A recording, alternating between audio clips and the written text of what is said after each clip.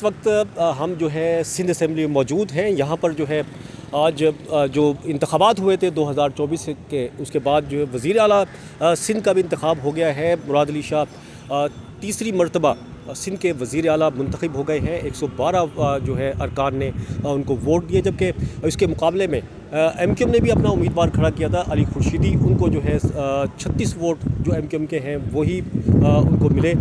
इसी तरह इससे कबल जो गुज़िश्ता रोज़ स्पीकर और डेप्यूटी स्पीकर का इंतखाब हुआ था, उसमें भी पाकिस्तान पीपल्स पार्टी के दोनों जो उम्मीदवार थे 111 वोट जो लेकर वो कामयाब हुए थे। आज 112 वोट का इजाफा नादिर मक्सी जो पीपल्स पार्टी के MP मुंतखब रुकन थे, वो उन्होंने हल्फ नहीं उठाया था। आज उन्होंने हल्फ उठाया, तो इस वजह से आज पीपल्स पार्टी का एक वोट और बढ़ा, और इस तरह 112 वोट लेकर वज़ीर आला मुराद अली शाह सिंध के जो है 25वें कायदे-ए-मान जो है वो मुंतखब हुए हैं। अब जो है ये बिल्कुल हुकूमत, और कल जो है गवर्नर सिंध उनसे हल्फ लेंगे। इस तरह जो है ये पूरी सिंध हुकूमत जो है वो मुकम्मल हो जाएगी।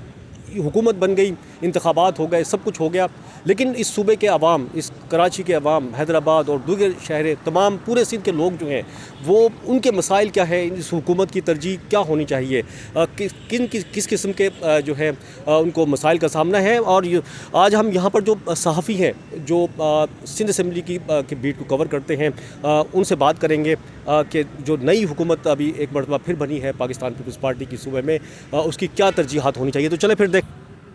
अब्दुल हमीद सुमरो हैं, सीनियर सहाफ़ी हैं और मुसलसल पॉलिटिकल रिपोर्टर हैं। सिंध असेंबली कवर करते हैं, सिंध गवर्नमेंट कवर करते हैं और आवाम के जो मसाइल हैं उस पर गहरी नज़र भी रखते हैं। इनसे हम जानेंगे कि जो नई सिंध हुकूमत आई है उसकी क्या तरजीहात होनी चाहिए और आवाम के मसाइल क्या हैं, वो किस तरह से हल होंगे।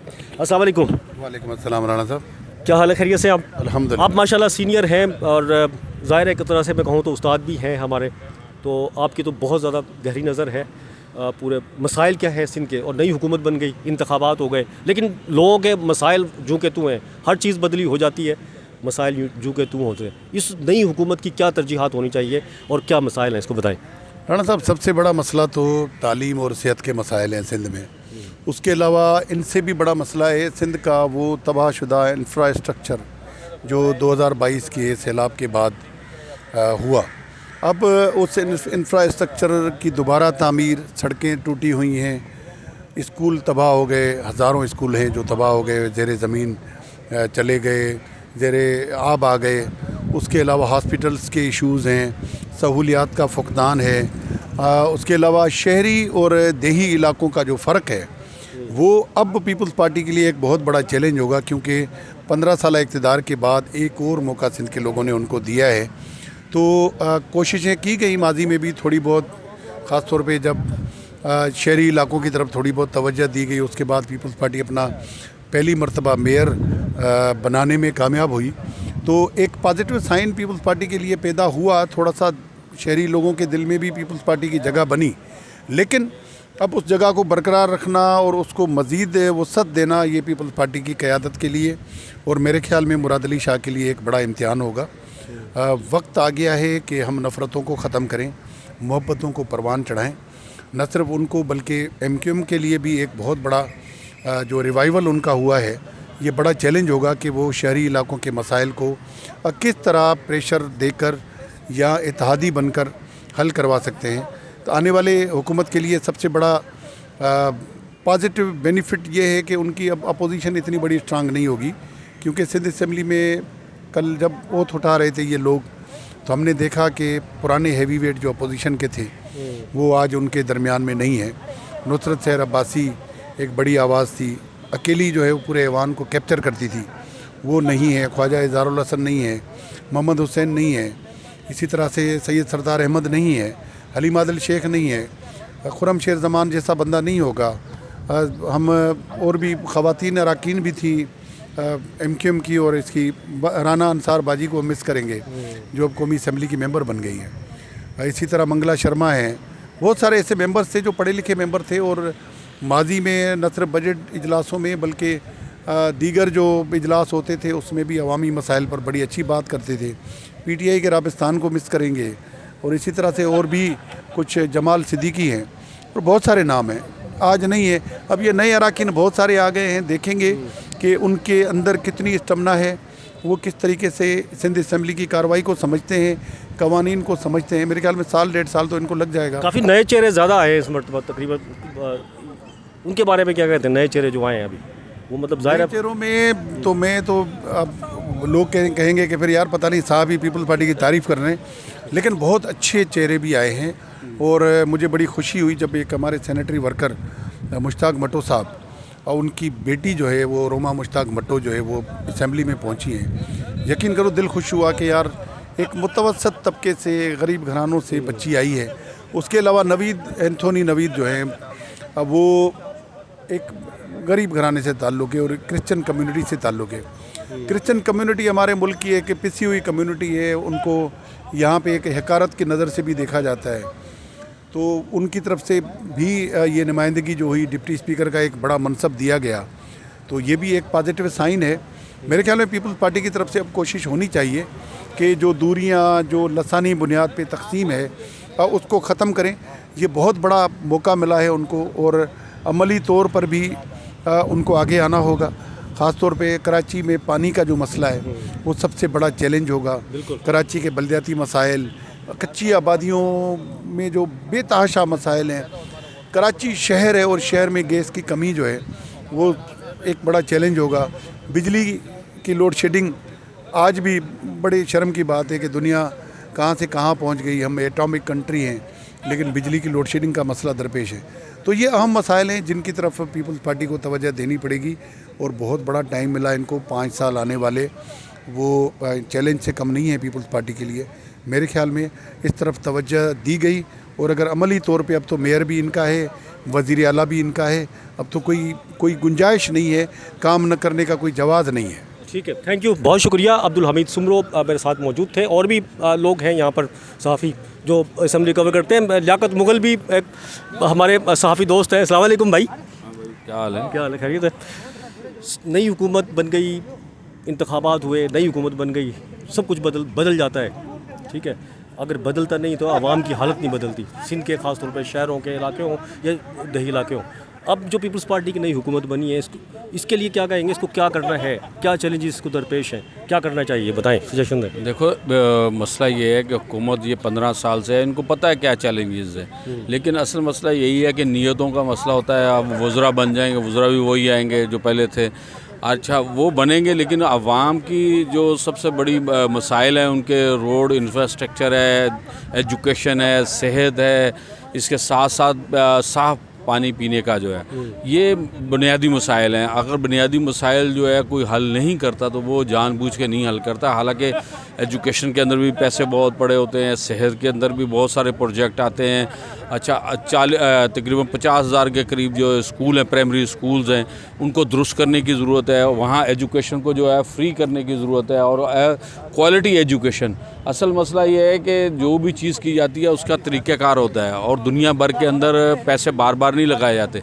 एक अदारा जब बनता है उसके अंदर जो टीचर्स हैं वो भी क्वालिफाइड होने चाहिए ताकि उससे बच्चों की बुनियादी तालीम मिलेगी। फिर हेल्थ जो प्राइमरी हेल्थ हैं वो देही इलाकों के अंदर होते हैं जहाँ बच्चा और डिस्पेंसरी दीगर चीज़ें होती हैं, वो उसके ऊपर भी तवज्जो देने की ज़रूरत है। क्योंकि सब पता है जो भी वज़ीर बनेंगे, जो भी मशीर बनेंगे, क्योंकि पुराने लोग आएंगे, लेकिन मसला वही है कि आवाम की हालत नहीं बदलती। क्योंकि आवाम भी मजबूर है कि इसको वोट दे दें, शायद ये हमारी हालत बदल दे, लेकिन वो पहले अपनी हालत बदलते हैं, आवाम की तरफ बाद में देखते हैं। और आवाम जब वोट का टाइम होता है, आवाम फिर पार्टियों की बनी होती है, कोई मजहबी होती है, कोई किसी पार्टी से लगा होता है, तो वो मुफ्त में वोट दे देती है, मसाइल कहते कर देंगे। अब तो मेरे ख्याल में दौर चेंज हो रहा है, अब तो काम करना पड़ेगा।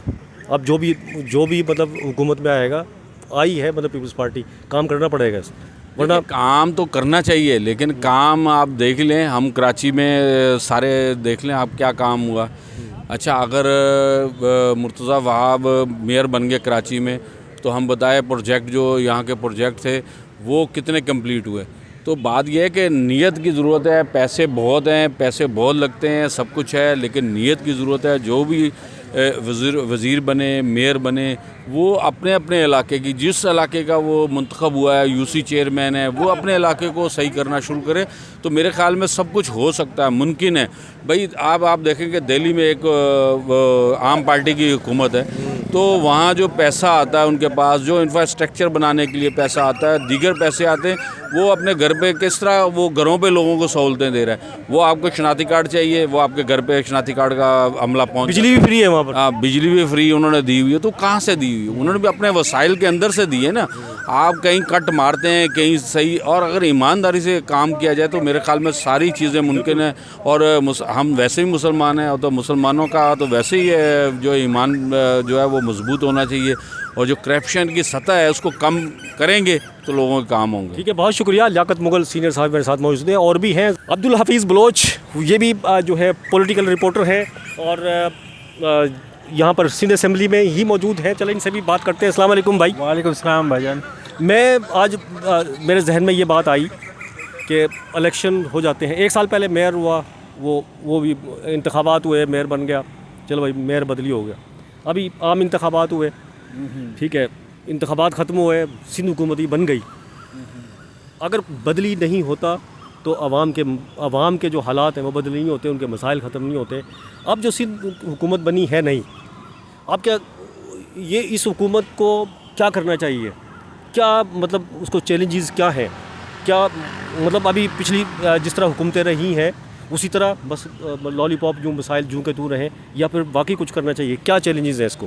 देखिए बहुत सारे चैलेंजेस हैं। लोगों के जो माशी हालात हैं इस वक्त वो बहुत ख़राब हैं।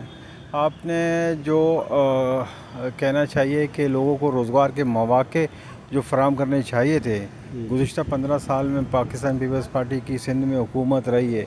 अगर हम पंजाब को सिंध के साथ कंपेयर करें तो पंजाब बहुत आगे ही जा चुका है। फैसलाबाद को देख लें, सियालकोट को देख लें, वहाँ के सियालकोट के जो सनतकार हैं, जो सरमायादार हैं, या वहाँ के जो इन्वेस्टर हैं, वो अपने इलाके को, अपनी जगह को, अपने गली मोहल्लों को ऑन करते हैं। लेकिन हमारे पास कराची में बदकिस्मती ये है कि हमारा जो सनतकार है वो अपने गली को, अपने कोची को, उसको किसी तरह से ऑन नहीं करता। मसाइल की हर तरफ हमवार हैं, तो हमें संजीदगी का मुजाहरा करने की ज़रूरत है। संजीदा होकर अपने मसाइल, हमारे मसाइल हम ही नहीं हल करने हैं। अब कराची एक बड़ा सनती हब है पूरे पाकिस्तान का। कराची अगर पूरे पाकिस्तान को पाल रहा है तो क्या वजह है कि कराची के लोग ही बेरोज़गार क्यों हैं?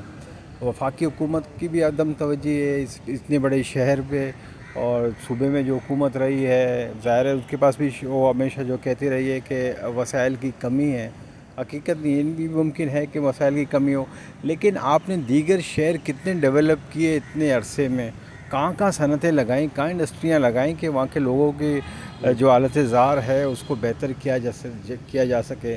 समंदर इतना बड़ा साहिल है, लोगों के साथ रोज़गार वाबस्ता है। आपने अपने समंदर का क्या हाल किया? आप अपने जो फ़िश इंडस्ट्री है उसको किस तरह से फ़रोग़ दे रहे हैं? आपने अपने एग्रीकल्चर जो कराची सिंध सबसे बड़ा एक एग्रीकल्चर लैंड है, वहाँ की ज़मीनें आपने बर्बाद की हुई हैं। एग्रीकल्चर का निज़ाम पूरा बर्बाद हो चुका है।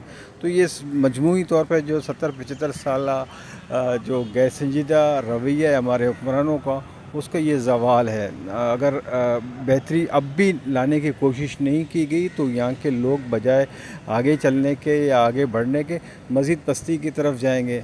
हम कराची जैसे बड़े शहर में रह रहे हैं, लेकिन अब देखें कि आप अगर किसी मार्केट में कोई चीज़ सुई से लेकर धागा तक अगर ख़रीदने जाएंगे, आपको सारी चीज़ें बाहर की मिलेंगी। तो हम ये छोटी जो चीज़ें हैं, छोटे सनती जो सनतें हैं, उसको फ़रोग़ क्यों नहीं दे रहे? हम अपनी चीज़ों को क्यों ऑन नहीं कर रहे? हम खुद से कोई क्यों नहीं बना रहे?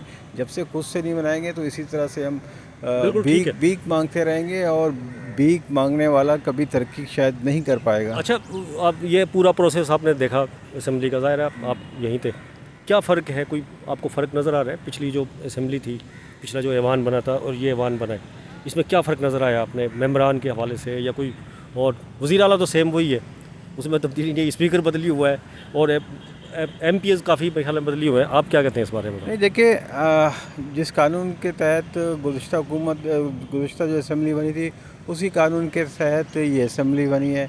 हाँ, तब्दीली ज़रूर ये आई है कि इससे पहले कुछ अपोजिशन जमातें जिन्हें तहरीक इंसाफ या फंक्शन लीग के जो इत्तेहाद है GDA समेत दीगर उनके भी अरकान थे, लेकिन अब की बार पीपल्स पार्टी को एक भारी अक्सरियत मिली है सिंध असम्बली में। उनके तकरीबन 115 अरकान हैं। 84 नशस्तों पे बराह रास्त इंतखाबात के ज़रिए पीपल्स पार्टी कामयाब हुई है। 4 मज़ीद उसमें जो आज़ाद अरकान हैं वो शामिल हुए हैं। 86 ये और 20 उसको ख़वातीन की मखसूस नशस्तें मिली हैं और 6 अक़लियतों की नशस्तें मिली हैं। मजमूई तौर पर 115 का ये ऐवान पीपल्स पार्टी का है। पीपल्स पार्टी के ऊपर एक बहुत बड़ी ज़िम्मेदारी आयद होती है कि अगर 15 साल तक उनकी हुकूमत की कारकर्दगी बेहतर नहीं थी तो अब संजीदगी से पीपल्स पार्टी की क़यादत को भी देखना चाहिए, गौर करना चाहिए कि गुज़िश्ता 15 साल में उनकी गवर्नेंस में क्या क्या खामियां थी, जिसे अब दूर करें ताकि यहाँ के लोग,